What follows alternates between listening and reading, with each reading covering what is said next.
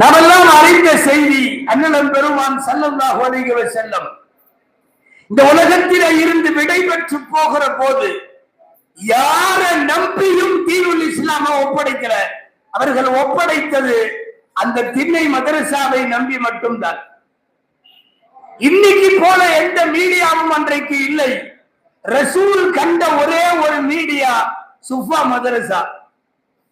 அந்த மதரசாவின் மாணவர்களும் அந்த மதரசாவில் ஓதி முடித்து வெளியே வருபவர்களும் உலகத்தின் எல்லா திசைக்கும் இஸ்லாத்தை கொண்டு போய் சேர்ப்பார்கள் என்கிற ஒரு அதீத நம்பிக்கை அண்ணனாருக்கு இருந்தது.